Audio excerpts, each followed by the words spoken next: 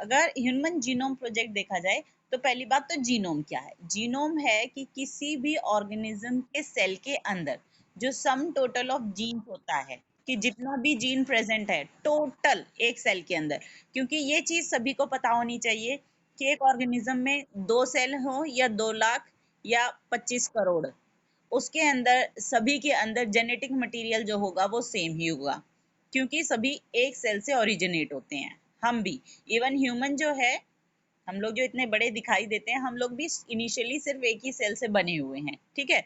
उसी सेल ने डिवाइड हो के बार बार मल्टीपल सेल्स बनाए, मल्टीपल सेल वाले ऑर्गेनिज्म बनाए, ऑर्गन्स बनाए, ऑर्गन सिस्टम बनाए, ठीक है। तो इसका मतलब बेसिक जो उनके पास इंफॉर्मेशन है वो सभी के पास एक जैसी, और इसी को हम लोग जीनोम कहते हैं, ठीक है। तो जीनोम क्या है? जो सम टोटल ऑफ जीन्स है हमारा किसी भी ऑर्गेनिज्म के अंदर, जितना जेनेटिक मटेरियल है उसको जीनोम कहा जाता है। तो ह्यूमन जीनोम प्रोजेक्ट क्या था? एक ऐसा प्रोजेक्ट लॉन्च किया गया जिसमें ह्यूमन के जीनोम को कोडिफाई करने की कोशिश की गई, कि पता लगाते हैं कि ह्यूमन के सेल के अंदर का जो जीनोम है वो कैसा है और वो क्या है, ठीक है। तो ये हम लोग अभी तक जान चुके हैं पिछले सेक्शन से कि जेनेटिक इंफॉर्मेशन किसी भी ऑर्गेनिज्म की है तो वो किससे पता चलती है? सीक्वेंस ऑफ बेसिस से। सीक्वेंस ऑफ बेसिस क्या है? कि ये बेसिस जो हैं, जो हमारे नाइट्रोजनस बेसिस हैं, वो डीएनए में किस तरीके से लगे हुए हैं, ए टी जी सी सी सी ए, इस तरीके से जो सीक्वेंसेस हैं उनसे जीन बनते हैं, और वही जीन जो है वो आगे की इंफॉर्मेशन जो है वो कैरी आउट करते हैं। तो इन अदर वर्ड्स हम लोग कह सकते हैं कि किसी भी ऑर्गेनिज्म का जो जेनेटिक मेकअप है वो डीएनए सीक्वेंसेस के अंदर लाया करता है। अगर दो लोग अलग हैं तो इसका मतलब उनका डीएनए सीक्वेंसेस भी अलग होना चाहिए, ठीक है। अगर हम लोग बात करें पूरी दुनिया में, तो सिवाय आइडेंटिकल ट्विंस के, जो ट्विंस होते हैं ना, और वो ट्विंस भी मोनोजाइगोटिक ट्विंस होते हैं। ट्विंस जो हैं वो 2 तरीके के होते हैं, एक मोनोजाइगोटिक, एक डाइजाइगोटिक। देखो दोनों में फर्क क्या होता है? एक सेल, ठीक है, ये एग था, एक स्पर्म आया, फर्टिलाइज हुआ और जाइगोट बन गया, ठीक। अगर इस एक जाइगोट ने, अब ये जाइगोट क्या है? डिवाइड होना चालू करेगा, 1 से 2 सेल बनाएगा, 2 से 4 सेल बनाएगा, ऐसे ही करेगा, और फिर उससे पूरा ऑर्गेनिज्म बन जाएगा। अगर किसी तरीके से ऐसा होता है कि 1 से 2 सेल जब बने, माइटोसिस होके 2 सेल जो बने, दोनों ने इंडिविजुअली या इंडिपेंडेंट डेवलपमेंट शुरू कर दिया, उससे क्या होगा? 2 ऑर्गेनिज्म बन जाएंगे, एक ए ऑर्गेनिज्म बनेगा, एक बी ऑर्गेनिज्म बनेगा। इस केस में हम कहते हैं इसको मोनोजाइगोटिक ट्विंस, ठीक है। मोनोजाइगोटिक क्यों बोल रहे हैं? क्योंकि एक ही जाइगोट से 2 ट्विंस बने हैं, ये दोनों एक जैसे होंगे, इनका जेनेटिक मेकअप जो है वो आइडेंटिकल होता है, यानी इन दोनों के सेल्स को अगर उठाया जाए, दोनों की जीन्स देखे जाएं, सीक्वेंस देखी जाए, तो सब कुछ सेम पाएगा, ठीक है। दूसरे होते हैं डायजाइगोटिक ट्विंस। डायजाइगोटिक ट्विंस क्या होते हैं? 2 एग रिलीज हुए थे, एग ए, एग बी, इनको 2 अलग अलग स्पर्म ने आके फर्टिलाइज किया, और फिर 2 अलग अलग ऑर्गेनिज्म बने, ठीक है। जैसे अक्सर तुम लोगों ने देखा होगा कि 2 बच्चे पैदा तो हुए, लेकिन एक लड़का था एक लड़की थी, या दोनों एक जैसे मिलते जुलते नहीं थे, ठीक है, जो भी 2 बच्चे पैदा हुए, तो ये है तो ट्विंस। ट्विंस क्यों बोला गया? क्योंकि इकट्ठे पैदा हुए हैं, लेकिन 2 अलग अलग जाइगोट से मिलके बने हैं, इसीलिए इनको डायजाइगोटिक ट्विंस कहा जाता है। तो पूरी दुनिया में सिवाय मोनोजाइगोटिक ट्विंस के कोई भी ऑर्गेनिज्म ऐसे नहीं होते जिनके डीएनए सीक्वेंसेस सेम हो, ठीक है। इसके अलावा बाकी सभी के डीएनए सीक्वेंसेस जो हैं वो डिफरेंट होते हैं। मानो थोड़ी देर के लिए, जब तक मेरी क्लास चल रही है ना, तब तक बाहर खेल लो, अक्षु को भी ले जाओ, दोनों दोनों बाहर खेलो। अच्छा जाओ, दीदी साथ जाओ और खेल लो बाहर। मैं कहाँ से दे दूँ? जाओ दीदी साथ खेल लो। हाँ जी, जाओ दीदी साथ खेलो, देखो दीदी गई, खेलो खेलो। तो ये जो assumptions थी कि 2 इंडिविजुअल अलग होंगे, अगर अगर हमें अलग दिख रहे हैं तो उनकी डीएनए सीक्वेंसेस भी अलग होंगी, तो यहाँ से इंसान के अंदर एक क्वेरी आई कि हम लोग कोशिश करते हैं फाइंड आउट करने की कंप्लीट डीएनए सीक्वेंस को, कि एक जीनोम के अंदर जो डीएनए सीक्वेंस है कि वो क्या सीक्वेंस है, उसको पता लगाने की कोशिश करते हैं। और इसके लिए लॉन्च हुआ ह्यूमन जीनोम प्रोजेक्ट, जो कि 1990 के अंदर हुआ था, यानी आज से लगभग लगा सकते हो 20 और 10 30 साल पहले का ये काम है। ह्यूमन जीनोम प्रोजेक्ट को एक मेगा प्रोजेक्ट कहा गया था। ये क्वेश्चन आता है 1 या 2 नंबर में। ह्यूमन जीनोम प्रोजेक्ट को मेगा प्रोजेक्ट क्यों कहा गया? मेगा जो है वो बड़ी चीज के लिए यूज किया जाता है हमेशा, तो क्यों कहा गया, इसका आंसर तुम्हें इस नेक्स्ट पैराग्राफ में मिलेगा। देखो, हमें पता है ह्यूमन जीनोम के अंदर 3.3 इंटू 10⁹ बेस पेयर्स हैं, ठीक है। अब ये जो हम बोल रहे हैं 3.3 इंटू 10⁹ बेस पेयर्स, अब इसको निकालने में या इसको डिड्यूस करने में, पता लगाने में, पहली बात तो कॉस्ट कितनी होने वाली है। कॉस्ट है जो साइंटिस्ट ने इनिशियली एजम्पशन की थी, वो थी कि $3 लगेंगे पर बेस पेयर। एक बेस पेयर के लिए ₹3 $3 जो है वो लगेंगे। तो यानी टोटल कॉस्ट कितनी हो जाएगी? 3.3 इंटू 10⁹ इंटू 3, यानी कि ये लगभग आएगी $9 बिलियन डॉलर्स। समझ सकते हो कि कितना ज्यादा होता है, ठीक है। 1 बिलियन जो है वो होता है 10⁶ 9 होता है, तो $9 बिलियन। आवाज क्लियर नहीं है? अच्छा, मेरी तरफ से तो बच्चे वीडियो देखो, मेरे को क्लियर दिखाई दे रही है। मुझे नहीं पता ये नेटवर्क इशू मेरी तरफ है या तुम्हारी तरफ है। एक काम करते हैं, एनसीईआरटी ही देख लो, एनसीईआरटी साथ में खोल लो, ठीक है। उसमें भी सेम चीज है कि अगर 3 बेस पेयर्स हम लोग मान के चलें कि एक को लगेगी, तो सिंपल मल्टीप्लाई करेंगे, 3 मल्टीप्लाइड बाय 3, $9 बिलियन हो जाएंगे, ठीक है। इतनी कॉस्ट लगेगी। तो अगर किसी प्रोजेक्ट में इतना सारा पैसा लग रहा है, तो हम जाहिर सी बात है उसको मेगा प्रोजेक्ट कहेंगे, ठीक है। उसके बाद दूसरी चीज, अगर मैं मान लेती हूँ इतने बेस पेयर्स हैं 3 इंटू 10⁹, अगर मैं मानती हूँ कि इसको टाइप करना है, टाइप करने का मतलब मैं ऐसे लिख रही हूँ ATGC, ऐसे ऐसे करके सीक्वेंसेस लिखती हूँ। मैंने माना एक पेज पे 1000 वर्ड्स आ जाते हैं, लेटर्स आ जाते हैं, ठीक है। फिर एक बुक के अंदर अगर 1000 पेज हैं, तो एक बुक के अंदर भी कितने हुए? 10⁶ ही आएंगे। एक बुक जो बनेगी उसके अंदर 10⁶ बेस पेयर्स आएंगे। अब भी हमारे पास जो टोटल नंबर ऑफ बुक चाहिएगी वो होगी 3 इंटू 10⁹ डिवाइडेड बाय 10⁶,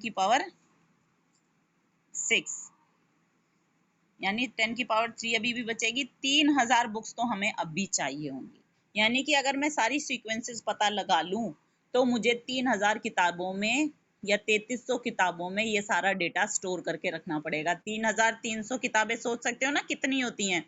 तुम लोगों को 5 बुक्स भारी लगती हैं जब पढ़नी पड़ती हैं, ठीक है। तो अब क्योंकि इतना ज्यादा डेटा जो है वो जनरेट होगा, अब ये सिर्फ जनरेट नहीं होना, इसको स्टोर भी करके रखना है। स्टोर करने के बाद इसको एनालाइज भी करना है। एनालाइज करने का मतलब क्या है? सिर्फ सीक्वेंस पता लगा ली, ATGC ऐसे ऐसे करके पता लगा लिया, उससे तुम्हें पता क्या चलेगा जब तक तुम ये नहीं पता चलाओगे कि कहाँ पे जीन है, कौन सा जीन है, क्या काम कर रहा है। तो उसको एनालाइज भी करना है, ठीक है। इन सब वजहों की वजह से इसको एक मेगा प्रोजेक्ट कहा गया।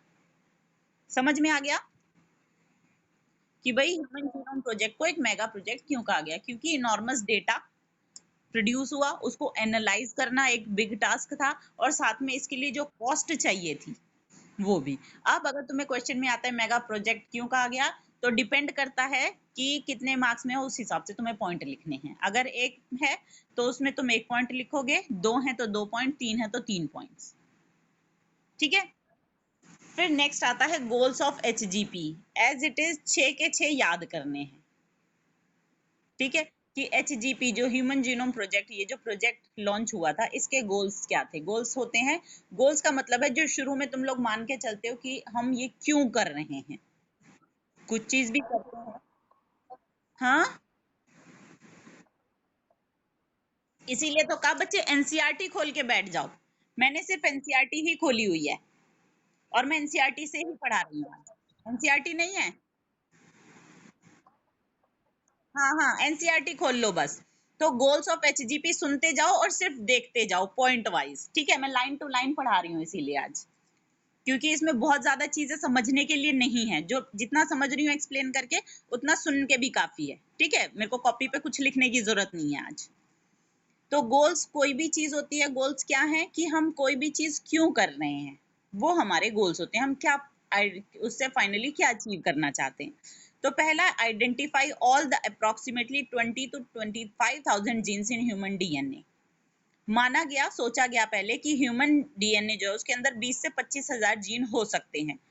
तो उन सभी को आइडेंटिफाई करना। आइडेंटिफाई करने का मतलब कि वो कौन से जीन्स हैं, वो कहाँ पे हैं। जैसे हमारे पास 46 क्रोमोसोम्स होते हैं, एक क्रोमोसोम पे सारे जीन प्रेजेंट नहीं होंगे। और अगर एक क्रोमोसोम पे भी मैं मान लूं कि 46 में सब पे 5-5, 6-6 जीन या कुछ कुछ हजार जीन हैं, ठीक है, मैं मानती हूँ एक पे 500 जीन है, वो 500 जीन कौन से जीन है। ठीक है, तो इस तरीके से उनको आइडेंटिफाई करना सभी जीन्स को। उसके बाद सीक्वेंस, जो सीक्वेंस है 3 बिलियन केमिकल बेस पेयर्स यानी 3 इंटू 10⁹ जो बेस पेयर्स हैं उनकी सीक्वेंस को डिटरमाइन करना। ठीक है, पहले सीक्वेंस पता करो, फिर उस पे जीन्स पता करो। ये जो सारी इंफॉर्मेशन पता करके आ गई, इसको फिर स्टोर भी करना है डेटाबेस में। डेटाबेस का मतलब है तुम बुक्स की फॉर्म में उसको स्टोर करके रखोगे, या फिर डिजिटल फॉर्म में सॉफ्ट कॉपी सीडीज हैं, कंप्यूटर से कहीं पे। अक्षु की कॉपी और बुक ऊपर है कमरे में, जाओ दीदी के साथ जाके ले लो, जाओ। Improve tools for data analysis. अब ये जो तुम्हारा डेटा आ जाएगा, तुमने स्टोर भी कर लिया, उसको एनालाइज करना है और उसका एनालिसिस करने के लिए तुम्हें टूल्स चाहिए होंगे। ठीक है, क्योंकि सिंपली ये नहीं है कि ATGC आ गई और तुमने अपने आप से पता लगा लिया कि ये जीन्स हैं, ऐसे नहीं होता। उसके लिए भी तुम्हें अलग से टूल्स चाहिए। जैसे सपोज करो तुमने एक गाड़ी बना दी, ठीक है, गाड़ी के इनिशियल पार्ट सारे ला दिए, लेकिन उनको जोड़ने के लिए भी टूल्स चाहिए, तो उन टूल्स को इम्प्रूव करना ताकि डेटा एनालाइज किया जा सके। फिर जो टेक्नोलॉजीज आएंगी यहाँ से, कि इतने सारे टूल्स जो बनेंगे उनको अपने अपने रिस्पेक्टिव सेक्टर्स में ट्रांसफर करना, क्योंकि इतनी ज्यादा इंफॉर्मेशन है, कोई एक पर्टिकुलर सेक्टर जो है वो सारी चीजों को डील नहीं कर सकता। Address the ethical, legal and social issues that में अराइज फ्रॉम द प्रोजेक्ट। अगर प्रोजेक्ट की वजह से किसी तरीके के एथिकल इश्यूज होते हैं, लीगल इश्यूज होते हैं, सोशल इश्यूज अराइज होते हैं, मान लो कोई कहता है कि तुम लोग ये जो कर रहे हो, किसी भी जीनोम का पता लगाना, ये बिल्कुल अनएथिकल है, ये मानवता के लिए खतरा हो सकता है। क्यों? क्योंकि वो कहेगा तुम्हें तो कोई ऐसा जीन पता चल जाएगा जिसको तुम छेड़छाड़ करके किसी को सुपर पावर बना सकते हो, तो तुम तो कर दोगे। ठीक है, तो इस तरीके के इश्यूज जो है वो जनरेट हो सकते हैं इस प्रोजेक्ट की वजह से कहीं कहीं से, तो उन सभी को एड्रेस करना वो भी इस प्रोजेक्ट का ही एक हिस्सा था। जो प्रोजेक्ट था, जीनोम प्रोजेक्ट, 13 साल की मेहनत का था। किया किसने था? Coordinated by US department of energy and the national institute of health. ठीक है, इनिशियली सिर्फ वेलकम ट्रस्ट था यूनाइटेड किंगडम का, जो कि मेजर पार्टनर था, लेकिन उसके बाद में कॉन्ट्रीब्यूशंस आए। कॉन्ट्रीब्यूशन किस फॉर्म में आते हैं? हमेशा पैसों के रूप में। ठीक है, ध्यान रखना, कॉन्ट्रीब्यूशंस किसी भी प्रोजेक्ट में जो आते हैं वो पैसों के रूप में आते हैं, यानी कि फंडिंग के रूप में। जो फंड्स दिए जाते हैं ना, हमेशा कहा जाए कि इस चीज के लिए फंड दे दो, उस चीज के लिए फंड दे दो, तो वो फंड्स इनिशियली सिर्फ ये वेलकम ट्रस्ट दे रहा था। बाद में जापान, फ्रांस, जर्मनी, चाइना और दूसरे कंट्रीज ने भी फंड्स प्रोवाइड किए। ये प्रोजेक्ट कंप्लीट हुआ 2003 में। अच्छा, उसके बाद जो ये नॉलेज आई यहाँ से, डीएनए वेरिएशंस हैं इंडिविजुअल्स के अंदर, इनकी वजह से हो सकता था ये जो इंफॉर्मेशन आई, रेवोल्यूशनरी नए तरीके निकल जाएं। किस चीज के लिए? डायग्नोज करने के लिए, ट्रीट करने के लिए, या फिर प्रिवेंट करने के लिए थाउजेंड्स ऑफ डिसऑर्डर्स। जैसे हम लोगों ने चैप्टर 5 में देखे, जेनेटिक डिसऑर्डर्स थी। अगर उनका कारण पता चल जाए और किसी तरीके से ये पता चल जाए कि उन्हें ठीक कैसे किया जा सकता है, तो उसकी वजह से कितने सारी जो डिसऑर्डर्स हैं वो ठीक किए जा सकते हैं। Besides providing clues to understanding human biology के लिए तो क्लूज मिलते ही हैं, साथ में जो नॉन ह्यूमन ऑर्गेनिजम्स हैं, अगर उनकी डीएनए सीक्वेंसेस मिल जाएं, उनके वर्किंग का तरीका पता चल जाए, उनके अंदर जो नेचुरल कैपेबिलिटीज हैं वो पता चल जाए, तो हो सकता है हम उसे भविष्य में हेल्थ केयर में इस्तेमाल करें, एग्रीकल्चर में इस्तेमाल करें, एनवायरमेंटल रेमिडिएशन के लिए इस्तेमाल करें। इसका एक एग्जांपल मैं बता देती हूँ, क्योंकि ऐसा समझ नहीं आएगा कि वहां से नॉन ह्यूमन ऑर्गेनिज्म का पता भी लगा लेंगे तो हम क्या करेंगे। सभी लोगों ने प्लेनेरिया नाम का एक ऑर्गेनिज्म सुना होगा क्लास 10 में, जब तुम रीजनरेशन पढ़ रहे थे, ठीक है। अगर मुझे किसी तरीके से पता चल जाए कि जो प्लेनेरिया है वो अपने बाकी के बॉडी पार्ट्स को कौन से ऐसे जीन्स को यूज करके और दोबारा से ग्रो कर लेता है, और वही चीज मैं अप्लाई कर पाऊं ह्यूमन में, तो क्या वो मेरे लिए बेहतर नहीं होगा? ठीक है। तो इस तरीके की चीजें कि जो नॉन ह्यूमन ऑर्गेनिजम्स हैं उनके अंदर जो उनकी नेचुरल कैपेबिलिटीज हैं, अगर मैं उन्हें पता लगा लूं, और कुछ चैलेंजेस ह्यूमंस के जो ह्यूमन रिलेटेड हैं, कुछ एग्रीकल्चर में उसे अप्लाई कर दूं, एनर्जी प्रोडक्शन में उसको अप्लाई करके यूज कर सकूं, तो ये सब भी चीजें जो हैं वो मानी जा सकती हैं कि इन सब में भी हेल्प हो सकती है भविष्य में। ठीक है। तो इसीलिए ह्यूमन जीनोम प्रोजेक्ट के बाद दूसरे नॉन ह्यूमन मॉडल भी कुछ स्टडी किए गए, उनकी भी सीक्वेंसेस जो हैं वो पता लगाई जा चुकी हैं। नाम याद रखना, क्योंकि अगर एक एक नंबर में कोई जो स्टार्टिंग वाले आते हैं तुम्हारे पास, एमसीक्यूज जो बनते हैं वो इनमें से कभी भी बन सकते हैं। जिसे सीधे सीधे पूछ लिया कि एक free living non pathogenic nematode का नाम बताओ जिसका जो डीएनए सीक्वेंस किया जा सकता है, तो तुम्हारे पास सिनोरेब्डाइटिस एलिगेंस के अलावा कोई और नाम है ही नहीं। ठीक है, बुक के अकॉर्डिंग। किसी फ्रूट फ्लाई या कोई इंसेक्ट का नाम लिखो, कौन से प्लांट्स हैं जिनके सीक्वेंस किए जा चुके हैं, तो राइस अरेबिडोप्सिस है। ये अभी फिलहाल जब तक भी बुक छपी है, लेकिन इसके अलावा भी बहुत सारे हैं जो अभी तक जो है सीक्वेंस हो चुके हैं, जैसे बैक्टीरिया, यीस्ट है, फिर ये नेमेटोड आ गया, ये ड्रोसोफिला आ गई, प्लांट्स आ गए, और कुछ एनिमल्स के भी सीक्वेंस किए जा चुके हैं। अब नेक्स्ट आता है गोल्स, हम लोगों ने पढ़ लिए, इससे हमें क्या फायदा हो रहा है वो हम पढ़ सकते हैं कि पहले तो क्यों किया, फिर क्या सोच सोच के किया कि इससे क्या फायदे हो सकते हैं। अब आती है मेथोडोलॉजी। मेथोडोलॉजी का मतलब है कौन से अप्रोचेस यूज की गई थी कि हम किस तरीके से सीक्वेंसेस जो हैं, एक बार सीक्वेंस आ गई उससे फायदा क्या होगा और कैसे सीक्वेंस करनी है। तो इसके लिए दो तरीके के मेथड जो थे वो दो अप्रोचेस यूज की गई। पहली थी EST, एक्सप्रेस्ड सीक्वेंस टैग, जो ब्लैक कलर में मोटे मोटे अक्षरों में नजर आ रही है, और दूसरी है सीक्वेंस एनोटेशन, जो 4-5 लाइनों नीचे तुम्हें मोटे मोटे ब्लैक कलर में नजर आ रही है। ठीक है, ये दोनों अप्रोचेस हैं। ये दोनों अप्रोचेस क्या कहती हैं कि पहले क्या करेंगे, जितना भी हमारे पास जीन है, सपोज करो ऐसे लंबी लंबी लाइनें आ गई जीन्स की, ठीक है, ये सारे आइडेंटिफाई कर लिए। यहाँ पे जो सीक्वेंस है ATCCCCA, ऐसे करके CGA AGAGTTT, ऐसे करके तुम लोगों ने सीक्वेंसेस बना ली। उसके बाद क्या करेंगे हम लोग, ये अलग अलग जगहों पे इतना पोर्शन जीन है, इतना पोर्शन जीन है, यानी जीन को फिर हम लोग बाद में नॉमिनेट करते हैं कि पूरा डीएनए सीक्वेंस कर लिया और फिर उसमें पता लगाएंगे कि जीन कहाँ कहाँ पे है। इसको हम कहते हैं सीक्वेंस एनोटेशन। ठीक है। और एक्सप्रेस्ड सीक्वेंस टैग क्या है कि हम लोग क्या करते हैं, हम आइडेंटिफाई करते हैं पहले सभी जीन्स को, यानी हम लोग सिर्फ जिन जीन से, जिस पोर्शन से mRNA बन रहा है, क्योंकि हम लोगों को पता है जितना भी डीएनए होता है उसमें से 99% जो है वो जंक डीएनए पड़ा हुआ है, यानी कि वो हेट्रोक्रोमेटिन है जो कि आगे जिसका ट्रांसक्रिप्शन ट्रांसलेशन नहीं होता। तो हम क्या करते हैं, जितने पोर्शन का ट्रांसक्रिप्शन ट्रांसलेशन हो रहा है सिर्फ उतना पोर्शन लेते हैं और फिर उसको सीक्वेंस करने के लिए लगाते हैं। ठीक है। तो वन अप्रोच, पहली लाइन स्टार्ट करती हूँ पढ़ना कि इस मेथोडोलॉजी में दो मेजर अप्रोचेस हैं। पहला अप्रोच फोकस करता है सभी जीन्स को आइडेंटिफाई करना जो कि एक्सप्रेस होते हैं एज आरएनए, यानी आरएनए जो बनेगा हम लोग उसको उठा के सीक्वेंस करेंगे, इसको कहते हैं एक्सप्रेस्ड सीक्वेंस टैग। जो अदर लुक है, यानी जो दूसरी अप्रोच है, इसमें क्या है, simply sequencing the whole set of genome, जितना भी हमारे पास जीनोम है पूरे को सीक्वेंस कर लो। सीक्वेंस करने का मतलब उसकी सीक्वेंस पता लगाओ, नाइट्रोजनस बेस पेयर्स की क्या सीक्वेंस है, और उसके बाद अब ये जो जीनोम है उसके अंदर कोडिंग भी है और नॉन कोडिंग सीक्वेंस भी है, दोनों तरीके की सीक्वेंस है, दोनों पता लगा ली। और उसके बाद क्या करेंगे, अलग अलग रीजन्स को फंक्शंस अलॉट कर दो, इसको हम कहते हैं सीक्वेंस एनोटेशन। ठीक है, ये दोनों एक्सप्रेस हमारे, ये दोनों अप्रोचेज हो गई। उसके बाद आया कि ये दोनों अप्रोचेज तुम लगा तो रहे हो, लेकिन जो डीएनए तुम्हारे पास है वो क्या करोगे, सबसे पहले क्या करेंगे, जो हमारे पास टोटल डीएनए आता है उसको हम लोग निकालते हैं, किसी भी एनिमल में से, प्लांट में से, सेल में से जो है उसको हम लोग सेपरेट करते हैं। सेपरेट करने के बाद, सेपरेट करने के लिए हमारे पास अलग से टेक्निक्स हैं, एक प्रैक्टिकल भी अगर स्कूल खुल जाते हैं तो जरूर करेंगे डीएनए निकालने वाला का। ठीक है। तो टोटल डीएनए जो है उसको निकाल लेते हैं और उसके बाद हम उसको क्या करते हैं, कट कर देते हैं। कट कर देते हैं सीजर्स से, मॉलिक्यूलर सीजर्स होती हैं जिससे उसको कट कर देते हैं। कट करने के बाद छोटे छोटे पीसीज बन गए, ठीक है।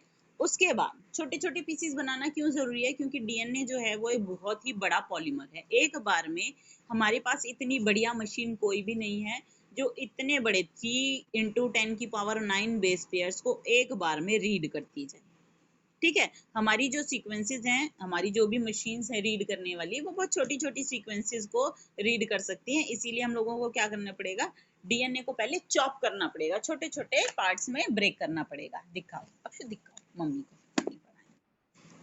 अक्षु की बुक मिली? अक्षु की बुक मिली ऊपर से? बुक और कॉपी नहीं मिली? ढूंढ के आओ जाओ। क्या चला दो? क्या चला दूं?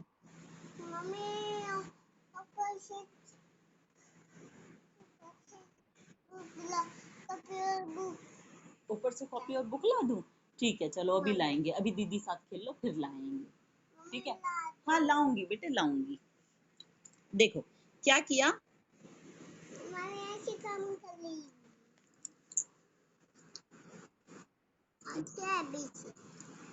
करने दो ना अक्षु, मम्मा काम करने। ABCD बाद में पढ़ेंगे, लो इसमें बुक में पढ़ लो, आ जाओ यहाँ पे, इसमें बुक में पढ़ो, आ जाओ। ये बुक है ना मम्मी की, इनसे पढ़ लो, इनसे पढ़ो। HUMAN पढ़ो। देखो हमारे पास सपोज करो ये पूरा डीएनए है, ठीक है। इसका सीक्वेंस हमने निकाल, या हम लोगों ने पहले डीएनए निकाल लिया, ये बड़ा सा मॉलिक्यूल था। अब कोई एक सेल में से तो डीएनए निकालेंगे नहीं, हम बहुत सारे सेल्स में से डीएनए निकालेंगे, ठीक है। फिर क्या करेंगे, हम इसको रेंडमली कट कर देंगे ऐसे, ठीक है। कट करने से क्या होगा, हमारे पास छोटे छोटे टुकड़े बन जाएंगे, ठीक है। छोटे छोटे जो फ्रेगमेंट्स बने हैं उनका क्या फायदा है कि मेरा जो भी मशीन है वो इससे ज्यादा बड़ी सीक्वेंस को रीड आउट नहीं कर सकता, ठीक है, सीक्वेंस नहीं कर सकता। तो क्या होगा, मेरे पास फ्रेगमेंट 1 बनेगा, 2 बनेगा, 3 बनेगा, 4 बनेगा। यहाँ भी 1। हाँ क्या बताऊं, अक्षु पढ़ेगी, पढ़ो अपने। इस तरीके से देखो मैंने सीक्वेंसेस को जो है वो नंबरिंग दी है। नहीं पेन नहीं, अपनी पेंसिल लाओ, ये मम्मी का पेन है।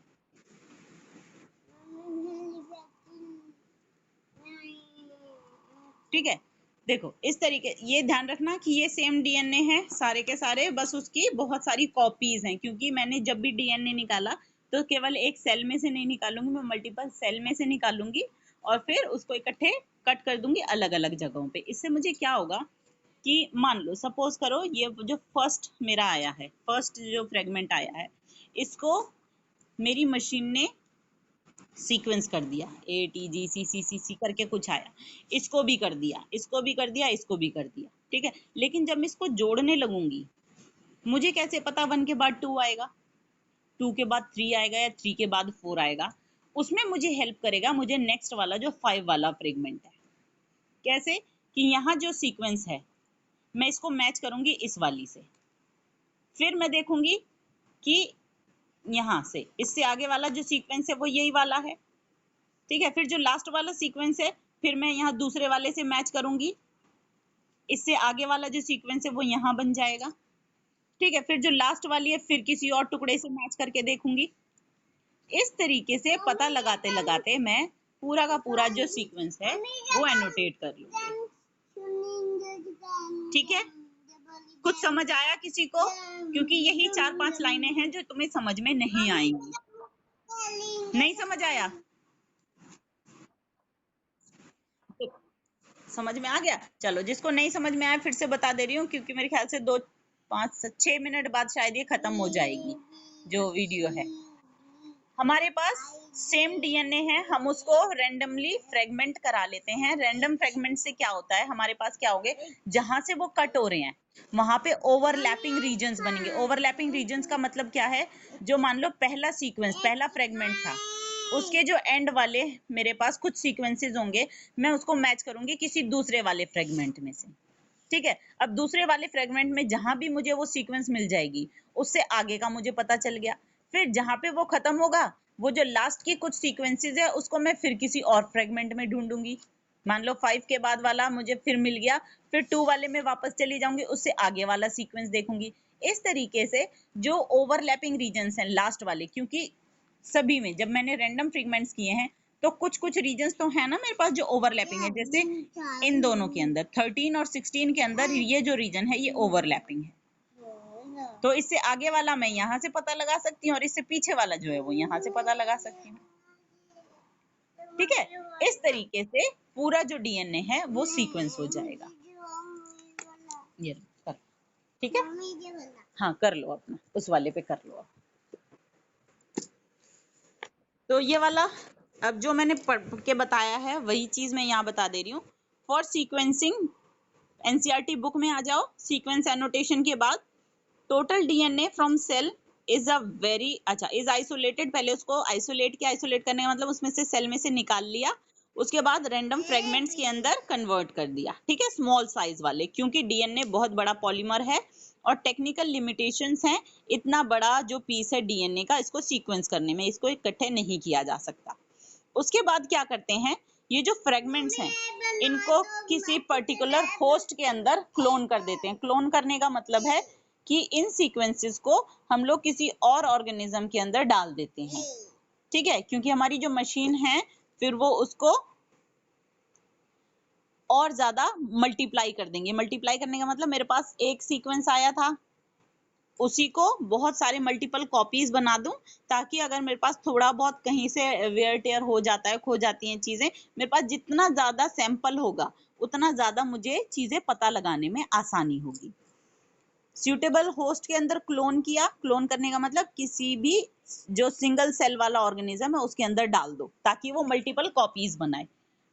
The cloning results using specialised vectors. Vectors क्या है, एक तरीके से तुम्हारे मैसेंजर्स हैं जो एक जगह से दूसरी जगह चीजों को डाल देंगे। ठीक है, वेक्टर्स मैसेंजर का काम करेंगे।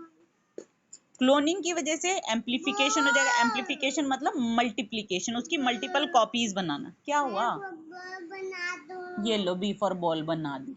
अब अक्षु बनाओ, ए बी दोनों बनाओ, चलो।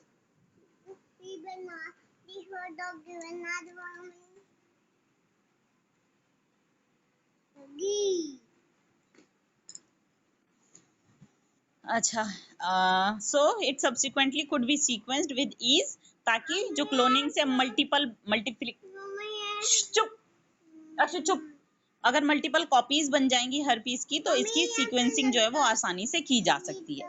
लास्ट में कुछ होस्ट दिए हुए हैं, होस्ट यानी जिसके अंदर इनको मल्टीप्लाई किया जाएगा, वो है बैक्टीरिया, यीस्ट और वेक्टर्स, जिनके थ्रू इन बैक्टीरिया और यीस्ट के अंदर हमारा जो डीएनए है वो डाला जाएगा, वो है बीएसी बैक्टीरियल आर्टिफिशियल क्रोमोसोम्स और यीस्ट आर्टिफिशियल क्रोमोसोम्स।